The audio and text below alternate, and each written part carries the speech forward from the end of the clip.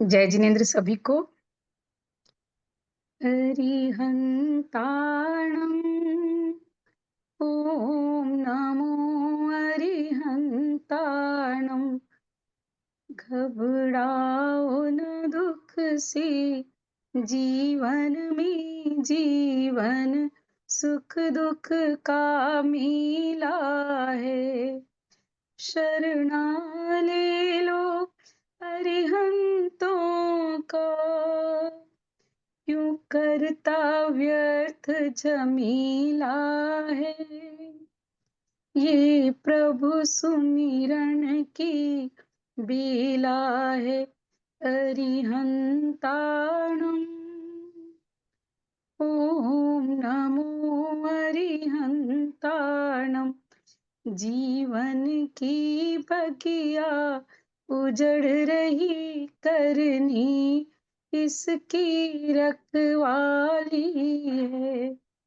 तप संयम धर्म करो बंधु, अरे इनकी शक्ति निराली है।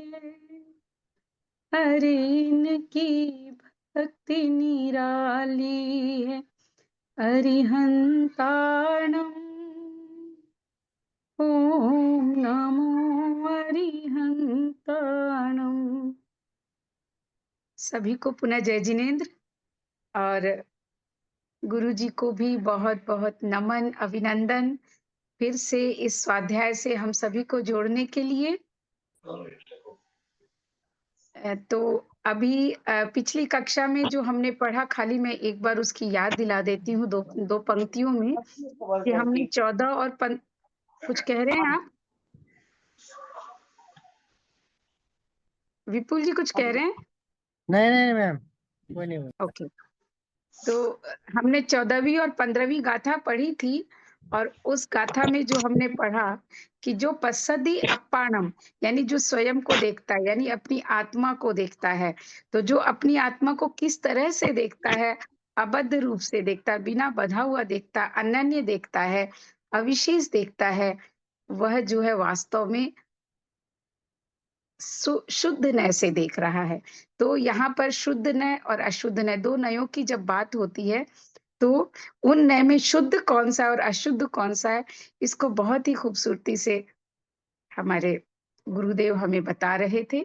तो मैं कक्षा पुनः उनको सौंपती हूँ, और बहुत बहुत स्वागत है जीतू भाई आपका मंच पर। और अब आप इस स्वाध्याय को आगे लेकर के जाएं, जो कि हमने 14वीं और 15वीं गाथा में जाना था। नमस्कार, सभी को प्रणाम। कुंद कुंदाचार्य विरचित समयसार ग्रंथ का स्वाध्याय हम कर रहे हैं।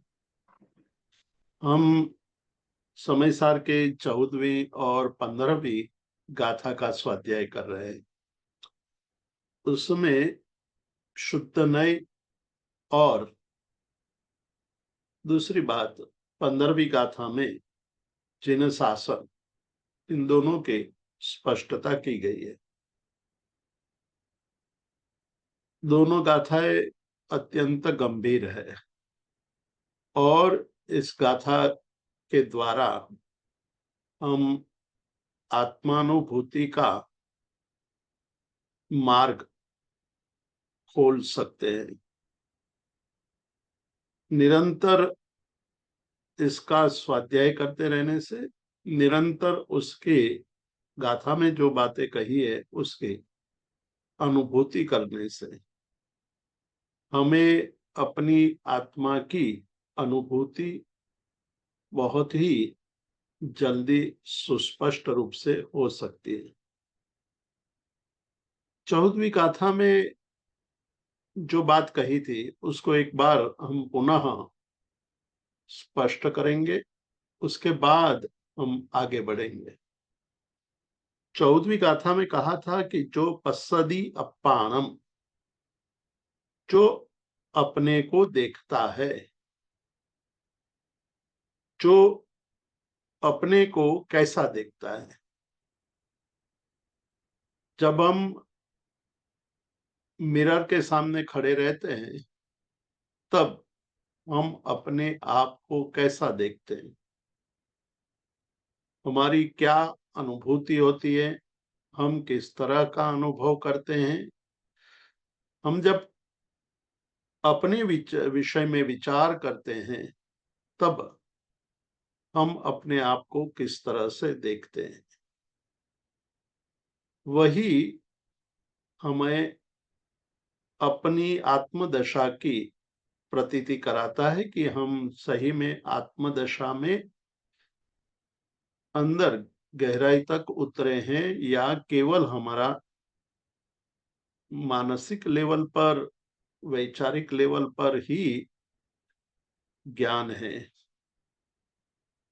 हमने कई बार ये बात कही है कि पढ़ लेने से ज्ञानी नहीं बन सकते हैं, किंतु जब उसको अनुभूति के स्तर पर ले आते हैं, जो ज्ञान हमने प्राप्त किया है उस ज्ञान को जब जब हम अनुभूति के स्तर पर ले आते हैं तभी वह ज्ञान सार्थक होता है। इसीलिए ज्ञानी पुरुषों ने ज्ञानी और पंडित दोनों में फर्क बताया। पंडित वह है जो बहुत शास्त्रों को जानते हैं लेकिन अनुभूति में नहीं है, और ज्ञानी वह है जो जानते हैं और अनुभूति के स्तर पर भी है। इसलिए यहाँ कहा कि जो पश्यति अप्पाणम, जो अपने आप को देखता है, कैसा देखता है, अबद्ध पुट्ठम, अबद्ध स्पृष्ट। मतलब जब हम आंखें बंद करके ध्यान के अंदर गहराई में उतरने की कोशिश करते हैं तब हमें अपने स्वरूप को देखने की कोशिश करनी है। वो किस प्रकार का हमारा स्वरूप होना चाहिए उसकी बात यहाँ करते हैं कि अबद्ध पुट्ठम, अबद्ध स्पृष्टम, मतलब कि जो अबद्ध है और अस्पृष्ट है, मतलब वो स्पृष्ट नहीं है, कर्मों से बंधा हुआ नहीं है और कर्मों से स्पृष्ट भी नहीं है। अनन्यम, जो अनन्य है, अन्य रूप नहीं है। अन्य मतलब आत्मा से अन्य जितने भी पर पदार्थ है, आत्मा से भिन्न, आत्मा से अन्य जो भी पदार्थ है वो अन्य स्वरूप हुआ, वैसा नहीं है। मतलब कि आत्मा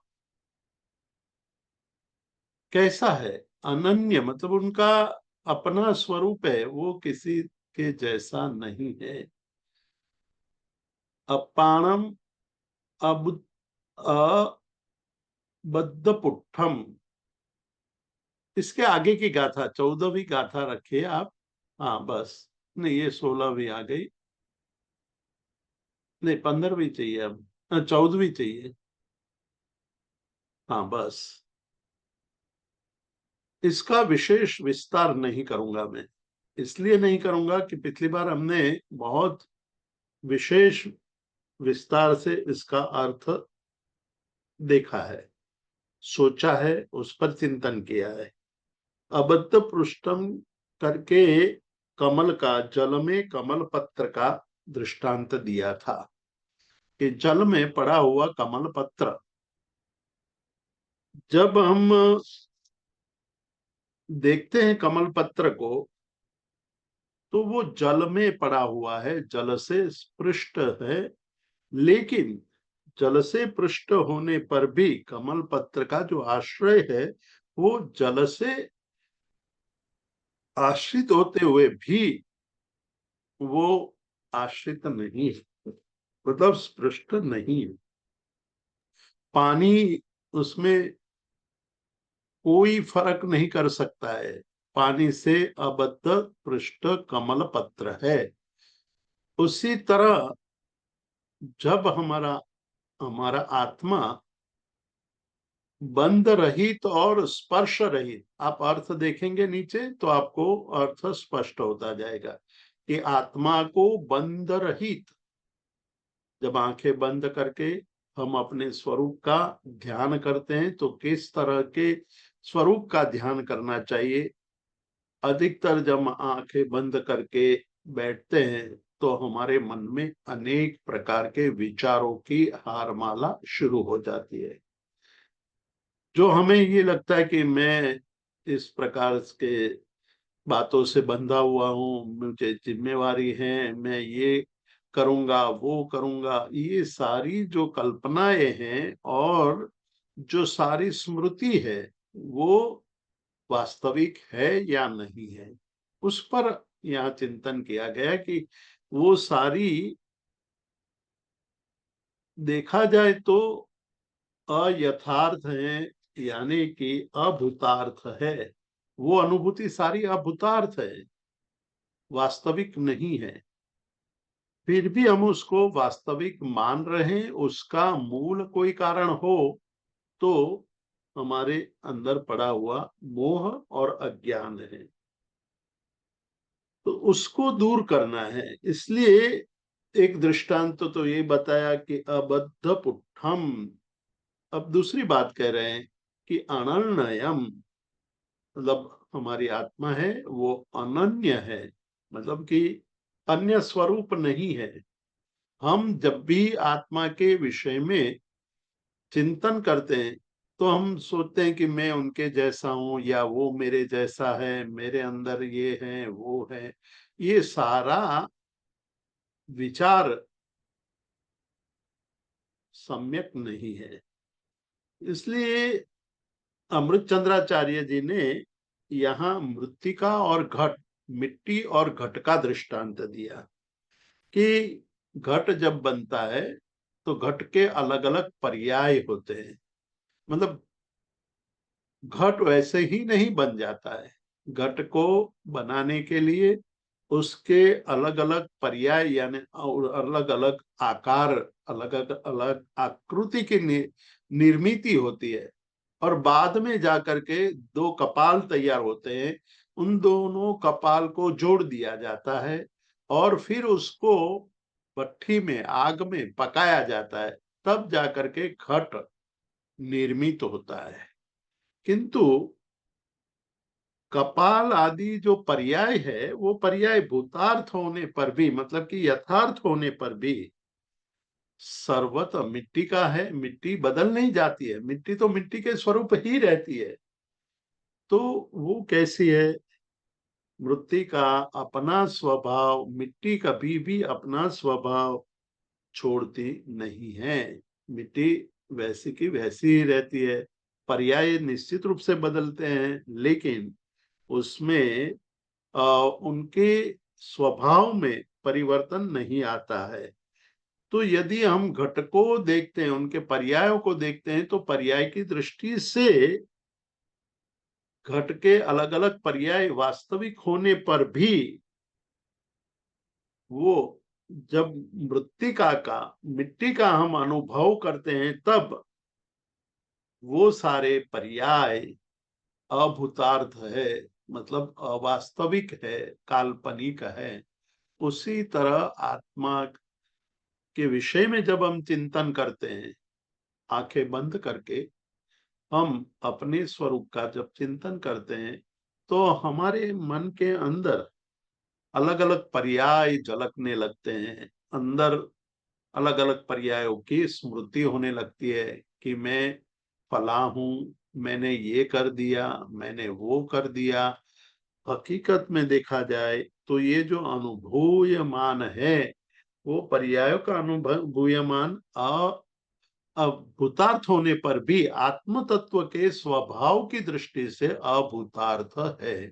मतलब आत्म तत्व की जो स्वभाव की दशा है, स्वभाव की दृष्टि से, स्वभाव के आश्रय को लेकर के हम चिंतन करेंगे तो हमें पता चलेगा कि ये सारी जो अवस्थाएं हमें अनुभूत होती है वो तो यथार्थ नहीं है, वो सब अयथार्थ है, अभूतार्थ है, वास्तविक नहीं है।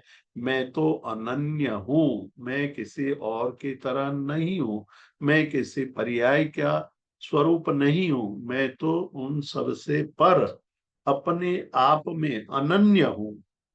ये दूसरा हमें चिंतन का और स्वभाव को जानने का एक मुद्दा दिया, एक तरीका दिया। तीसरी बात कही थी कि जो आत्म तत्व है अनियदम है, नियदम यानी कि नियतम। तो नीचे आप अर्थ देखेंगे, नियतम वो ब्रैकेट में दिया है, उसका अर्थ है चला चलता रहित, चल और अचल, चल पना और अचल पना उनसे रहित है। मतलब आत्मा न चल है न अचल है, उनसे रहित एक ऐसा स्वरूप है आत्म तत्व का। उसको समझने के लिए हमें अमृत चंद्राचार्य एक और दृष्टांत देते हैं कि जैसे समुद्र है, समुद्र में हम ज्वार भाटा, जिसको गुजराती में भरती और ओट कहते हैं, मतलब कि कभी जब ज्वार आता है तब पानी भरने लगता है, और जब ओट आती है तो पानी अंदर चला जाता दिखाई देता है। जब समुद्र में ऊंचे ऊंचे मोजे उछलते हैं तब हमें लगता है कि समुद्र बहुत ही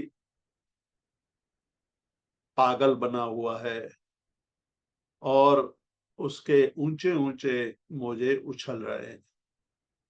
तो कहते हैं कि समुद्र के वो पर्यायों की दृष्टि से वो भूतार्थ होने पर भी समुद्र का जो स्वभाव है वो नियत है, उसमें कोई फर्क नहीं पड़ता है। समुद्र का जो स्वभाव है वो नियत ही है। यदि वो हानि वृद्धि वाला स्वभाव होता तो जब वृद्धि होती तो वृद्धि होते होते कई नगरों को वो नष्ट कर देता, और यदि हानि होती तो हानि होते होते कई जगह पर अकाल पड़ जाता, पानी अंदर गहराई में चला जाता। ऐसा नहीं है। जैसे समुद्र नियत है उसी तरह आत्मा, आत्मा में कभी आप ये मानते हैं कि मैं बहुत स्थूल यानी कि मोटा हो गया हूं, या मैं पतला हो गया हूं, तो वो तो सब शरीर की पर्यायों का कार्य है। मतलब शरीर की पर्यायों का मतलब है कि शरीर मोटा होता है, शरीर पतला होता है, शरीर रोगी होता है, शरीर निरोगी होता है। आत्मा तो न रोगी है न निरोगी है। आत्मा न शुष्क है न मोटा है, पतला नहीं है मोटा नहीं है। तो ये सब आत्मा के स्वभाव की दृष्टि से देखा जाए तो वो अभूतार्थ है। ये जो हमारे अंदर जो विशेष भाव उत्पन्न होता है कि मैं मोटा हूं, मैं पतला हूं, वो अच्छा है, वो मैं गलत हूं, ऐसा सब कहते हैं कि वो ठीक नहीं है। क्योंकि जिस तरह समुद्र नियत है उसी तरह आत्मा भी नियत है। और फिर आगे जाकर के जो दृष्टांत दिया था, विशेष रूप से कहा था कि अविशेषम, आत्मा अविशेष है। अविशेष मतलब कि उसमें कोई विशेषपना नहीं है। आत्मा में विशेषता नहीं है, आत्मा सामान्य रूप से अविशेष है। तो अविशेष की अनुभूति करना। और असंयुक्त आत्मा कैसा है? असंयुक्त है। जिस तरह से हम पानी के बर्तन को गैस के ऊपर रखते हैं तो पानी अंदर का गर्म हो जाता है, और जिस बर्तन का अग्नि से संपर्क नहीं हुआ है वो पानी तो शीतल ही रहेगा। या दूसरी तरह हम देखें तो जो बर्तन अग्नि पर रखा गया है, संयुक्त हुआ, अग्नि का संयुक्त पना है वहां, अग्नि के अंदर उसकी संयुक्तता है, परंतु जैसे ही वो संयुक्त पना निकल जाएगा पानी ठंडा होने लगेगा। तो मूलतः पानी शीतल ही है। तो आत्मा का जल का जैसे उष्णत्व, शीतत्व, वो सब पर्याय की दृष्टि से भूतार्थ होते हुए भी जल के स्वभाव की दृष्टि से देखा जाए तो वो शीतत्व, उष्णत्व अभूतार्थ है, मतलब कि असंयुक्त है। जल असंयुक्त होगा तब उनका मूल स्वभाव हमें अनुभव में आएगा। तो ये विशेषण हमारे आत्मा आत्मा का ध्यान करने के लिए बहुत ही महत्वपूर्ण बातें कही है। उसको बार बार हमें चिंतन में लाना है कि जल में निमग्न होने पर भी जैसे कमल पत्र अबद्ध स्पृष्ट है, कर्म से बंधा हुआ नहीं है, स्वभाव में मर्यादा नित्य नहीं है और नियत है, सर्व गुणों में व्याप्त है, आत्म स्वरूप आत्म स्वभाव को जो इस तरह से जानता है वही स्पष्ट रूप से आत्मा को जानता है। तो ये जो मूल गाथा में हमें कहा है उसका बहुत ही मतलब है कि अविशेष जो पश्यति अपाणम अबद्ध पुट्ठम अनन्यम नियदम अविशेषम असंजुतम तम शुद्धनयम वियाना ही, उसी को शुद्ध नय जानना चाहिए, मतलब कि उसी को सही ज्ञान जानना चाहिए। ये सारी बातें हमने पिछली बार कही थी। अब हम जो हमारा 15वां श्लोक है, उस 15वें श्लोक की तरफ जाने से पहले हम उसके अंदर क्या कहना चाहते हैं उस पर थोड़ा विचार करेंगे, तब हमें 15वां श्लोक का अर्थ सरलता से समझ में आ जाएगा। उसके लिए अमृत चंद्राचार्य जी कहते हैं कि आत्मानुभूति ही इति शुद्ध नयात्मिका, आत्मा की अनुभूति ही शुद्ध नय स्वरूप है, मतलब कि आत्मानुभूति है तभी शुद्ध नय है। नय का मतलब है कि दृष्टि, मतलब कि आत्मा को सही दृष्टि से देखने का मतलब है कि आत्मानुभूति शुद्ध नय की अपेक्षा से यदि हमें देखना है आत्मा तो आत्मानुभूति होनी चाहिए। आत्मानुभूति ही शुद्ध नयात्मिका है। उसके बाद कहा कि ज्ञानानुभूतिरियमेव किल इति बुद्ध्वा, और जो आत्मानुभूति है वही शुद्ध नयात्मिका है और आत्मानुभूति है वही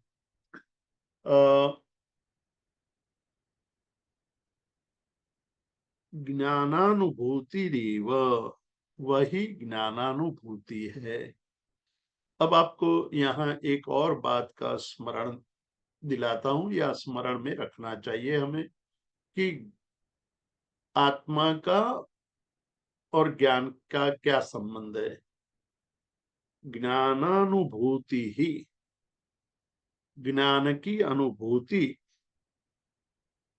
जो हम ज्ञान की अनुभूति में लीन रहते हैं तो कहते हैं कि वास्तव में देखा जाए तो ज्ञानानुभूति ही आत्मानुभूति है, मतलब निरंतर ज्ञान में लीन रहना वही आत्मानुभूति है, क्योंकि आत्मा का स्वभाव है ज्ञान, ज्ञान आत्मा का स्वभाव है, ज्ञान आत्मा का गुण है, गुण और गुणी का अभेद भाव होता है। तो ज्ञान और आत्मा दोनों भिन्न नहीं है, अभेद है। इसलिए कहते हैं कि ज्ञानानुभूति ही आत्मानुभूति है। अब आप कहोगे कि ये कैसे मान सकते हैं हम? दिन भर हम पर पदार्थ में लीन रहते हैं, दिन भर हम कर्म के जो विभिन्न पर्यायों का उदय होता है उसमें लीन रहते हैं, मतलब कि अज्ञान, हम जो अलग अलग पर्याय उत्पन्न होती है, उसी को अपना मान करके, उसी को स्व मान करके हम दिन पसार करते हैं। मतलब दिन में अधिकतम समय हम ज्ञानानुभूति की बजाय अज्ञानानुभूति, अज्ञान की अनुभूति में ही लीन रहते हैं। तो वो आत्मानुभूति नहीं है। आत्मानुभूति का अर्थ है ज्ञानानुभूति। तो आत्मानुभूति और ज्ञानानुभूति दोनों को अलग नहीं माना है। तो मैं जब ज्ञान की अनुभूति करूंगा, मैं ज्ञान में ही लीन रहूंगा, ज्ञान में ही तल्लीन रहूंगा, तो मेरी आत्मानुभूति हो जाएगी। आत्मानुभूति वही है। आत्मानम आत्मनि निवेशय सुनिष्प्रकंप। ये बात हमारे पिछले स्वाध्याय में प्रश्न के रूप में उठी थी कि हमें आत्मानुभूति कैसे होगी। तो कहते कि आत्मा में आत्मा को प्रवेश करा करके, मतलब कि अन्यत्र कहीं भी हमारी जो भाव दशा है वो नहीं जानी चाहिए, केवल आत्मा में ही उसको लीन करना है। कैसी? सुनिष्प्रकंप। ये शब्द बहुत ही महत्वपूर्ण है। वो कहते हैं कि सुनिष्प्रकंप मतलब कि जब आत्मा को आत्मा के अंदर स्थापित करते हैं तो कंपन नहीं होना चाहिए, वाइब्रेशन नहीं होना चाहिए। मतलब कि कभी आत्मा में आत्मदशा का अनुभव करे और कभी वो पर दशा का अनुभव करे, कभी पुनः वो वापिस आत्मदशा का अनुभव करे, कभी पुनः वो पर दशा में चला जाए, तो उसको उसको वाइब्रेशन कहेंगे। कभी स्व में, कभी पर में, कभी स्व में, कभी पर में। तो यहाँ कहते हैं कि आत्मा में आत्मा का अनुभव वो सुनिष्प्रकंप, अत्यंत कंप रहित, मतलब तल्लीन हो जाना है, उसमें लयलीन हो जाना है, निश्चल हो जाना है, उसमें चंचलता नहीं रहनी चाहिए। नितांत रूप से, मतलब संपूर्ण रूप से आत्मा को आत्मा में स्थापित कर देना है, आत्मा को आत्मा के अंदर ही तल्लीन बना देना है। तो क्या होगा तब? कैसा हमें अनुभव होगा? तो कहते हैं कि एकोस्ति नित्यम अवबोध घन समन्तात। मतलब कि एक नक्कर, एक ठोस परिणाम हमारा ऐसा होना चाहिए कि हम संपूर्ण रूप से अपने आप को ही अद्वितीय अद्वैत रूप से अंदर लीन हो जाए, तल्लीन हो जाए, उसमें कहीं भी चलाई मानता ना हो, उसमें कभी कोई प्रकार की आवाज आपाधापी ना हो, आवन जावन ना हो, गति आगति ना हो, निष्प्रकंप। और आगे सुनिष्प्रकंप, मतलब सु अर्थात संपूर्ण रूप से अच्छी तरह से निष्प्रकंप आत्मदशा आ जाए तो वो आनंद घन की स्थिति होगी। और इसलिए कहा, जब हम अपने आप को, ऐसी दशा हम जब अपने आप को देखेंगे, तब जब हम अपने आप को देखेंगे तब हम सबको जान लेंगे। क्या जानना चाहिए? ये बहुत बड़ा प्रश्न है कि मनुष्य को क्या जानना चाहिए और क्या नहीं जानना चाहिए। आज एक जिज्ञासु मतलब हमेशा अपने आप को पूछता है कि मुझे क्या जानना चाहिए। गुरु के पास जाता है तो कहता है कि मुझे आप बताओ कि मुझे क्या जानना चाहिए। तो जानने की जो बात आती है तो वो ये प्रश्न उठता है कि क्या जानना चाहिए, क्या नहीं जानना चाहिए। तो यहाँ कहते हैं कि आत्म तत्व को ही जानना सबसे बड़ा महत्वपूर्ण विषय है। कि एक आत्म तत्व को आप जान लेते हैं तो आपने सब लोक को, संपूर्ण संसार को जान लिया है। और जब तक आपने आत्म तत्व को नहीं जाना है, खुद को नहीं जाना है, आत्म तत्व को नहीं जाना, तो संसार, पूरे संसार को जान लेना भी व्यर्थ है। नहीं जान्यो निज रूप को, सब जान्यो सो पोक। मतलब कहते हैं कि आपने यदि अपने आप को नहीं जाना और विश्व को जानने की आपने बहुत बड़ी चेष्टा, बहुत बड़ा पुरुषार्थ, बहुत बड़ी मेहनत कर ली, किंतु वो सब व्यर्थ है। उसी बात को अब आगे कुंद कुंदाचार्य 15वीं गाथा में कहते हैं। क्या कहते हैं कि जो पश्यति अपाणम, ये हम 14वीं गाथा का जो यदि पूर्वार्ध देखे तो यही शब्द है। आपने 14वीं गाथा के शब्द को याद ध्यान से देखा होगा तो आपको ये याद होगा कि वहां भी ये कहा था कि जो पश्यति अपाणम, जो अपने आप को देखता है। कैसा देखता है? अबद्ध पुट्ठम। ये भी अर्थ हमने कर लिया है कि जो अपने आप को अबद्ध, स्पृष्टम, अबद्ध, अस्पृष्टम, अनन्यम, अनन्य देखता है, अविशेषम, अविशेष रूप से देखता है। वह अपदेश सूत्र मध्य, मतलब अपदेश सुत्तमज्जम पश्यति जिन शासनम सप्पम। वह अपदेश सूत्र मध्य सर्व जिन शासन को देखता है। मतलब कि जो अपने आप को देखता है वो जिन शासन को भी देख लेता है। अपने आप को देखने का मतलब क्या है और वो कैसे देखा जा सकता है? जिस तरह से 14वीं गाथा में अलग अलग दृष्टांत दे करके हमें समझाया, यहाँ एक अलग प्रकार से हमें समझाने की कोशिश की कि कैसा है स्वरूप।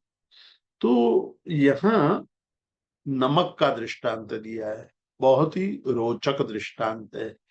नमक का स्वाद, नमक एक ऐसा पदार्थ है कि हमारे सभी व्यंजनों में हम नमक डालते हैं और नमक डालने से व्यंजन में एक प्रकार का स्वाद उत्पन्न होता है, खाने का मन करता है, वो हमें और रुचिकर लगने लगता है। किंतु यहाँ आप देखोगे तो अन्य व्यंजनों के संयोग से, अन्य व्यंजन, अन्य पदार्थ, वो मसाला भी हो सकते हैं, मिर्ची हो सकती है, हल्दी हो सकती है, सौंठ हो सकती है, खटाई हो सकती है, कुछ भी हो सकता है। जब उसके साथ नमक मिल जाता है तो नमक का जो अपना खुद का स्वाद है, मतलब नमक का खुद का स्वाद है, वह क्या होता है? दब जाता है। दब जाने का मतलब है तिरोभाव हो जाता है। तिरोभाव मतलब कि एक ऊपर उसका मूल स्वाद था, वो स्वाद के ऊपर एक आवरण आ गया और नए स्वाद का विशेष स्वभाव का आविर्भाव हो जाता है। मतलब नया स्वभाव उसमें जागृत हो जाता है। तो बहुत सरलता से उसको समझने की हम कोशिश करें तो उसका अर्थ ये है कि जब हम कोई भोजन के सब्जी या कुछ भी बनाते हैं तो उसमें नमक डालते हैं, तो केवल नमक नहीं डालते हैं, नमक के साथ मिर्ची और अन्य धनिया वगैरह डालते हैं, वो सब डालते हैं। तो जो नमक का मूल स्वाद है वो मूल स्वाद तिरोभूत हो जाता है, दब जाता है। नमक का अपना स्वाद है लेकिन वो नमक का अपना स्वाद वहां तिरोभूत हो गया, दब गया है और एक नया स्वाद उभर कर आया है। उसको आविर्भाव कहते हैं, एक नए स्वाद का आविर्भाव हो। तो जो नए स्वाद का आविर्भाव हुआ है, उसको जो जानता है उनको तो ये लगेगा कि ये नया जो स्वाद है बहुत ही अच्छा है, आपने बहुत सुंदर रसोई बनाई है, आज खाना मजे का बनाया है, बहुत मजा आ गया। ऐसा जो मानता है वो कैसा आदमी है? तो कहते हैं कि जो मूल स्वभाव है उसका तिरोभाव हो गया, उसको नहीं जानता है। नहीं जानने का मतलब है अबुद्ध। बुद्ध यानी जानना, अबुद्ध यानी नहीं जानना। तो वो नहीं जानता है कि नमक का मूल स्वाद क्या है। लेकिन जो नया स्वाद उत्पन्न हुआ है उसको तो जानता है, उसको अच्छी तरह जानता है। तो उस स्वाद में लुप्त हो जाता है, उसको उनको अच्छा लगने लगता है। नया स्वाद जो उत्पन्न हुआ है नमक और अन्य सभी मसाले के साथ, वो व्यंजन में नया स्वाद उत्पन्न हुआ है, वो अब उनको प्रिय लगता है। तो ग्रंथकार यानी कि शास्त्रकार यहाँ ये कहना चाहते हैं कि जब व्यक्ति को नमक का मूल स्वाद का बोध नहीं रहता है, अबुद्ध नहीं रहता है, और नए स्वाद में वो आसक्त हो जाता है, तो अबुद्ध व्यंजन लुब्ध। थोड़े शब्द शास्त्रीय शब्द है, लेकिन आप थोड़ा ध्यान से सुनेंगे, थोड़े आप उसमें चिंतन करेंगे तो आपको इसमें बहुत बड़ा रहस्य और शास्त्र ज्ञान पड़ा है उसकी समझ आ जाएगी कि अबुद्ध जो जानता नहीं है, व्यंजन लुब्ध, व्यंजन यानी जो पदार्थ बना है, स्वादिष्ट वानगी बनी हुई है, उसमें लुब्ध है, उसको वो उसमें आसक्त हो गया है, लेकिन उसको नमक के स्वाद का अनुभव नहीं, अबुद्ध है, नहीं है। तो अन्य के संयोग से, अब देखिए नमक है वो अन्य के संयोग से नमक का मूल स्वाद है वो शून्य हो गया है, नमक का मूल स्वाद दब गया है, और नए स्वाद का आविर्भाव हो गया है। तो ये नए स्वाद का आविर्भाव होने का मतलब है विशेष का आविर्भाव हुआ है, सामान्य का तिरोभाव हो गया, विशेष का आविर्भाव हो गया। तो जिस तरह से ये विशेष के आविर्भाव में जो लुब्ध है वो उसी को अच्छा मानने लगता है।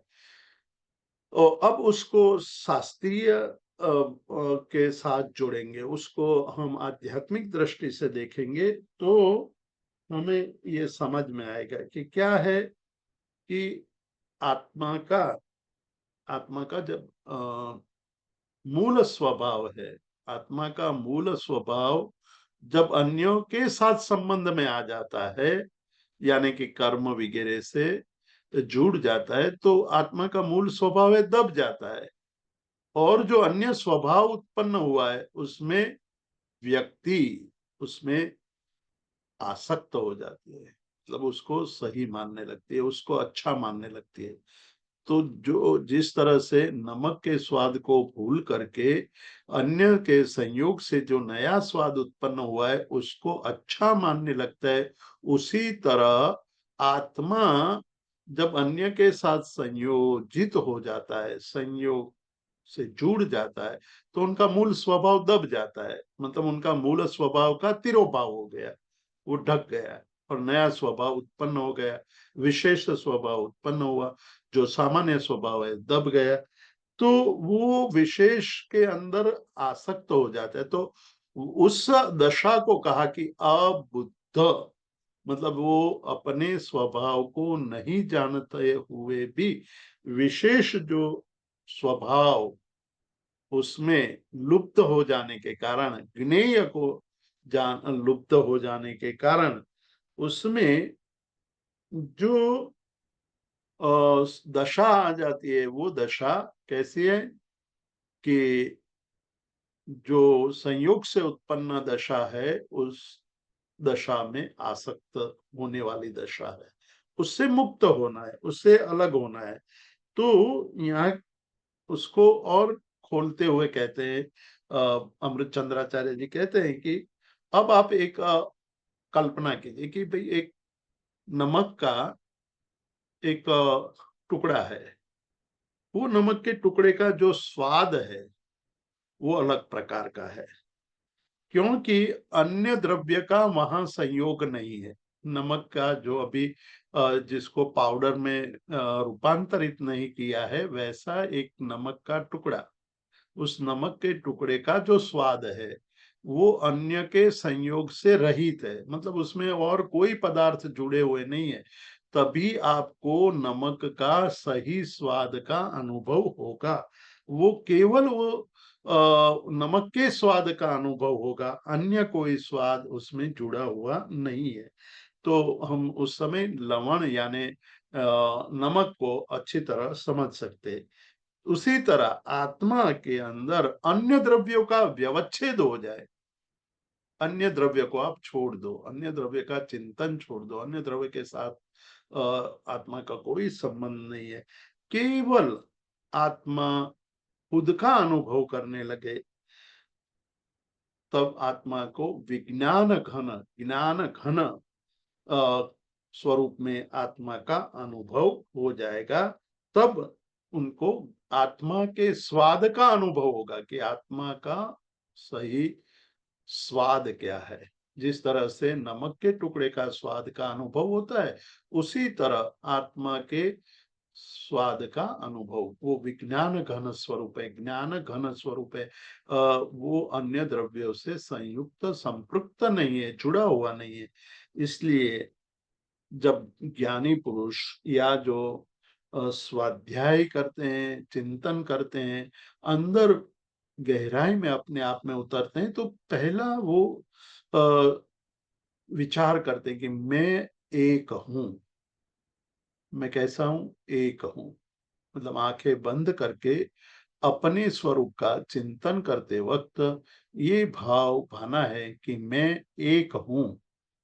मैं एक हूं मतलब कि अन्य द्रव्यों से संयुक्त नहीं हूं, अन्य के साथ जुड़ा हुआ नहीं हूं। हालांकि ये शुरुआत में आपको चिंतन करके भाव में लाना पड़ेगा, फिर जब आप उसमें गहराई में उतरते जाओगे तो आप जैसे ही आंख बंद करोगे, अंदर उतरोगे, तो एकत्व का अनुभव होने लगेगा। अभी हम आंख बंद करके अपने खुद को देखते हैं तो एकत्व का अनुभव नहीं होता है। हमारे सामने बहुत सारी चीजें अंदर चिंतन में, मन में उभर आती है। मुझे ये करना है, मुझे वो करना है, मेरे ये प्रायोरिटी है, मैंने ये नहीं किया है, वो करना है, आज वहां जाना है, इसको बुलाना है। ये सारी जो बातें हैं वो एकत्व की निशानी नहीं है। इसलिए हम जब आंखें बंद करके ध्यान करते हैं तो सबसे पहले मैं एक हूं, मैं असंग हूं। दूसरी बात करते हैं कि असंग, मेरे साथ कोई भी चीज जुड़ी हुई नहीं है। जो जुड़ा हुआ है वो मेरी कल्पना है, वो वास्तविक नहीं है। ये अनुभूति करनी है, आंखें बंद करके उसका चिंतन करना है कि जिस तरह से नमक के साथ अन्य मसालों का संबंध हो जाता है तो नमक अपना स्वाद गंवा देता है, अपना स्वाद रहता ही नहीं है नमक का। लेकिन आप नमक का एक टुकड़ा लेकर के जीभ पर रखोगे, तब आपको नमक का सही स्वाद पता चलेगा। उसी तरह सभी संग का त्याग करके आप जब अपने आप को देखोगे, आत्मा का स्वरूप तो असंग ही है, लेकिन वहां तक पहुंचना है तो विचारों के द्वारा पहुंचना पड़ेगा, ध्यान के द्वारा पहुंचना पड़ेगा।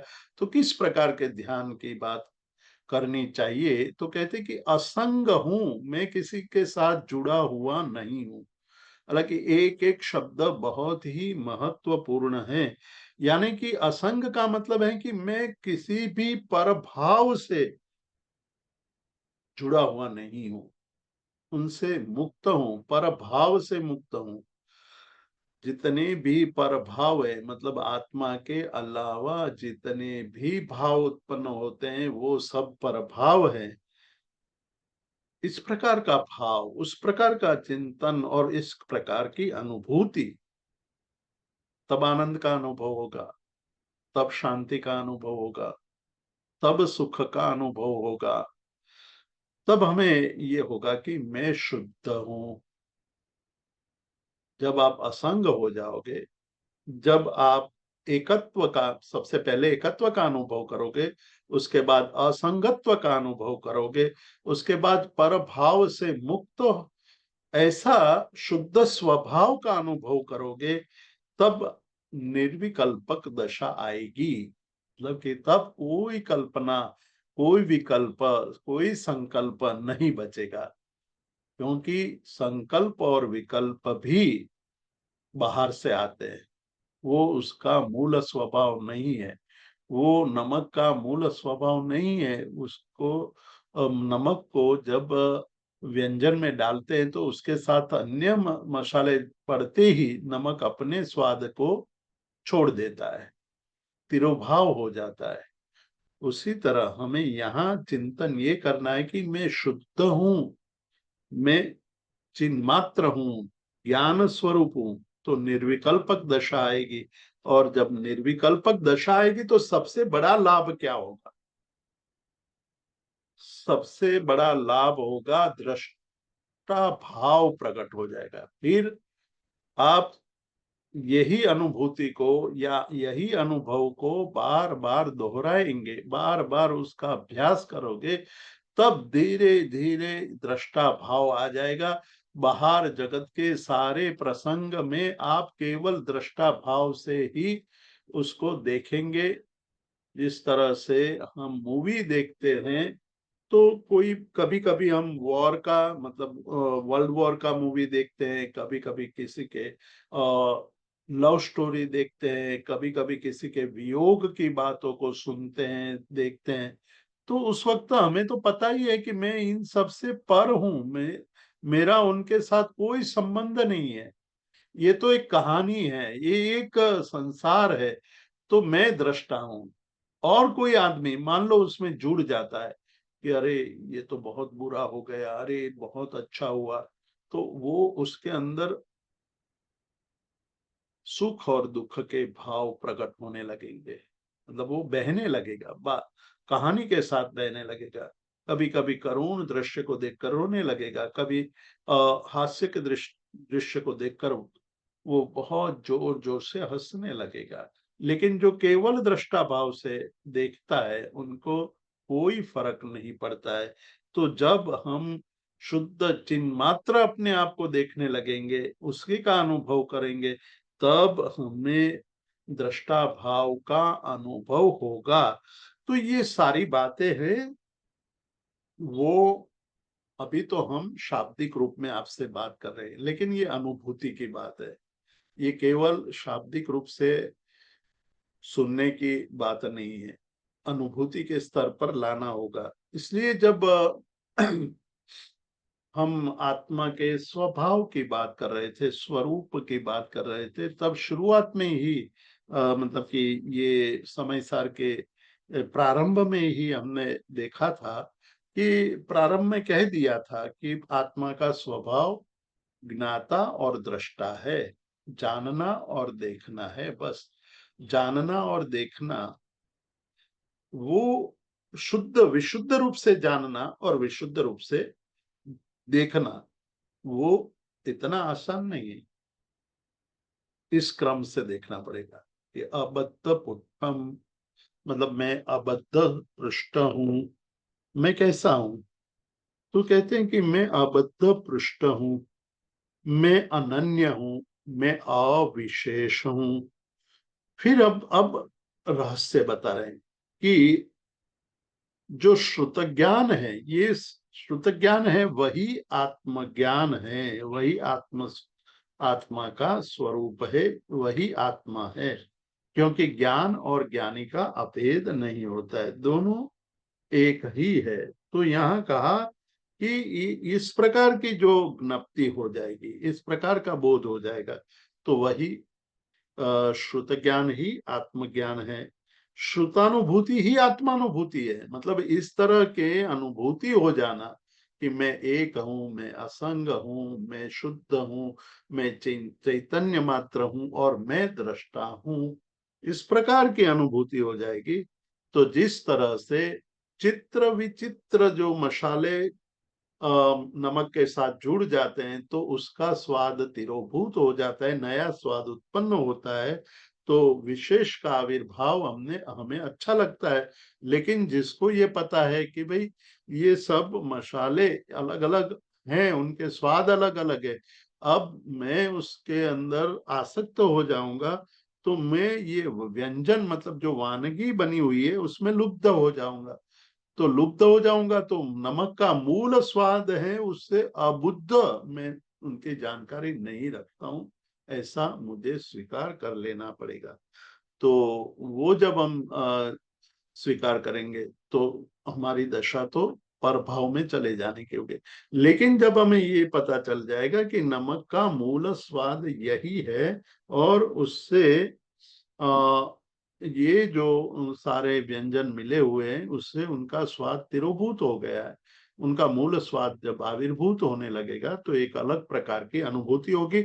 और क्या होगा, लुब्धता नहीं आएगी। लुब्धता मतलब जो पर पदार्थों में लुब्धता, यहाँ सबसे बड़ी बात हमें याद रखनी है वो ये है कि पर पदार्थ में लुब्धता, आसक्ति, पर पदार्थ में आसक्ति क्यों आती है, तो कहते हैं कि उनका जो मूल स्वभाव है उसकी हमें प्रतीति नहीं है, और जो नया स्वभाव बना है उसकी हमें अनुभूति होती है, उसमें आसक्त हो जाते हैं, वो हमारा अज्ञान है। तो अज्ञान में आसक्त हो जाने से मोह उत्पन्न हुआ, मोह उत्पन्न होने से हम प्रभाव में लुप्त हो जाते हैं। तो यहाँ जो पूरा ये श्लोक है उसमें ये बताया कि जिन शासन क्या है, जिन शासन है कि अपने आप का मूल स्वरूप को, मूल स्वभाव को जानना, अनुभव करना, वही जिन शासन है। हमें ज्ञेयाकार में नहीं, विचित्र जो ज्ञेयाकार है उसमें फंसना नहीं है। हमें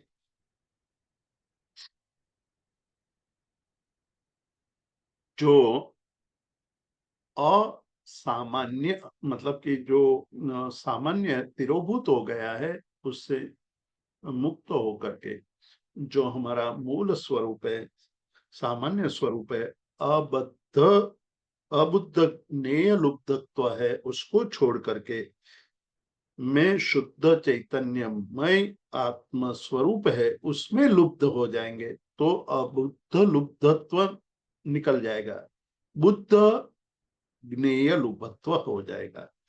तो इससे हमें और पुनः अगली गाथा में जाएंगे, मतलब 14वीं गाथा में पुनः जाएंगे तो उसका स्पष्ट अर्थ समझ में आ जाएगा कि जैसे जल में कमल दल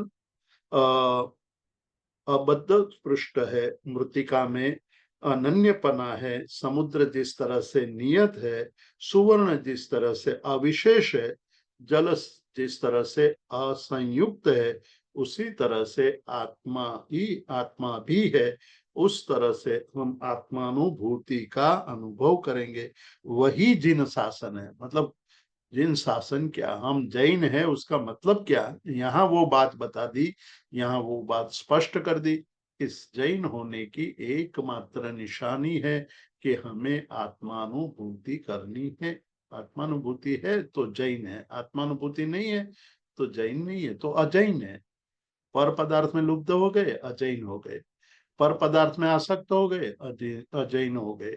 मतलब हमें इतना बड़ा ज्ञान, इतनी बड़ी चाबी यहाँ दे दी कि अभी आपको जैन बनना है तो आत्मानुभूति की रुचि करो पहले तो, और उसी को पाने की कोशिश करो, तभी हम जैन हैं और सही में हम ज्ञप्ति और तृप्ति को प्राप्त कर पाएंगे। आज यहाँ तक रखेंगे, अगले स्वाध्याय में हम 16वीं गाथा का स्वाध्याय करेंगे। वो भी इतनी महत्वपूर्ण गाथा है और उस पर हम चिंतन करेंगे अगली गाथा, अगले स्वाध्याय में। बहुत बहुत आभार चित्तू भाई। और आप लोग कोई भी प्रश्न आज के इस पर करना चाहते हैं? किसी के मन में कोई प्रश्न, कोई जिज्ञासा है तो?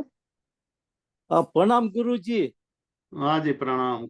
आपने बताया कि गाथा 14 में कि मिट्टी एग्जाम्पल से कि मिट्टी में से घड़ा बन गया, राइट, घड़ा बनाया और वो मिट्टी की पर्याय हुई। सो तो मिट्टी का जो मूल स्वभाव है, बस we can not go back to that मूल स्वभाव, वो घड़े में से। हाँ, आपको दो तरफ से उसका चिंतन करना है, इसी को नई दृष्टि कही है। दो दृष्टि से हमें चिंतन करना है। एक तो आकार की दृष्टि से चिंतन करना है और एक मिट्टी के स्वभाव की दृष्टि से चिंतन करना है। अच्छा, मिट्टी के स्वभाव है, वो स्वभाव भिन्न भिन्न आकार में भी वही का वही रहता है। मतलब मिट्टी में से कपाल बन गया तो मिट्टी का स्वभाव बदल नहीं जाता है, या मिट्टी में से अच्छा, घड़ा बन गया तो मिट्टी का स्वभाव बदल नहीं जाता है। समझ अच्छा, में आ रही है बात? या राइट, आत्मा का मूल नहीं, स्वभाव अभी यह कि आत्मा तक मत जाइए, अभी आत्मा को बाद में लाइए। पहले तो आकार और स्वभाव, अच्छा, मतलब आकार बदलने से स्वभाव बदलता नहीं। अच्छा, मतलब ठीक कि है, मिट्टी का जो स्वभाव है वो नहीं बदलेगा, कभी भी नहीं बदलेगा। परंतु ठीक है, हम जब आकार की दृष्टि से चिंतन करेंगे, मतलब कि जब मिट्टी का पिंड था, उसमें से अलग अलग आकार बने, उसमें से कपाल बना, कपाल से घट बन गया, तो राइट, आकार की दृष्टि से वो बात सत्य होने पर भी स्वभाव की दृष्टि से वो बात मिथ्या है। अच्छा, समझ में आई बात अब? या समझ में, तो बराबर, उससे अच्छा, अब आत्मा को ले आइए कि आत्मा के कभी हमें गुस्सा आ जाता है, कभी हमें लोभ हो जाता है, कभी हमें आसक्ति हो जाती है, राग हो जाता है, कभी तिरस्कार होता है, कभी हमारी इच्छा के अनुसार कुछ नहीं हुआ तो हम नाराज हो जाते हैं। तो क्या ये आत्मा का स्वभाव है या आत्मा के अलग अलग पर्याय है कर्म के कारण? अच्छा, ठीक है, समझ, आप या जवाब दीजिए। समझा, ठीक है, वेरी गुड, या नहीं नहीं अच्छा, ठीक नहीं, आप जवाब दीजिए कि क्या है ये। आत्मा का स्वभाव है गुस्सा होना, या मतलब राग करना या द्वेष करना? नहीं है। आत्मा का नहीं है, तो स्वभाव है ज्ञान और ज्ञाता और दृष्टा भाव। राइट, अच्छा, पर ठीक जब है, अन्य के साथ संपृक्त हो जाता है, इसलिए यहाँ याद रखना हमें जल और अग्नि का दृष्टांत, कि अग्नि से अग्नि के संयोग में आने से जल में परिवर्तन हुआ। वो जल का परिवर्तन किसके कारण है? अग्नि के संयोग से है। वो जल का वास्तविक स्वरूप नहीं है, आरोपित स्वरूप है। उसी तरह क्रोध आना, मान करना, माया करना, लोभ करना, वो आत्मा का मूल स्वभाव नहीं है, वो तो कर्म के कारण आया हुआ स्वभाव है। समझ में आ रही है बात रसिक भाई? या ना ना, बराबर समझ आ रही है। तो समझ, हमें मूल स्वभाव का चिंतन करना चाहिए मूल में, स्वभाव का ही चिंतन करना है। मूल अच्छा, स्वभाव का जब चिंतन करोगे तो वो बात आएगी कि मैं आबद्ध स्पृष्ट हूँ, नियत हूँ, अनन्य हूँ और असंयुक्त हूँ, शुद्ध हूँ, बुद्ध हूँ। ये सारी बातें केवल कहने की बातें नहीं है, वो वास्तविक है, वो स्वभाव है आत्मा का, वो मूल स्वभाव है, उसको पकड़ना है। ठीक है, बहुत सुंदर। तो आत्मा को कैसे जाने, कैसे पहचाने, कैसे उसमें हम डूब सकते हैं, कैसे एक रस हो सकते हैं। इसको बहुत सुंदर ये 14वीं और 15वीं गाथा में आज बहुत ही विस्तार से हम सभी को समझाया जीतू भाई ने। और फिर हम अगले सोमवार को फिर से मिलेंगे आगे की गाथा के लिए। तब तक के लिए सभी को जय जिनेन्द्र, शुभ रात्रि। जय जिनेन्द्र जीतू भाई, आपको भी जय बहुत बहुत जगन्नाथ। धन्यवाद।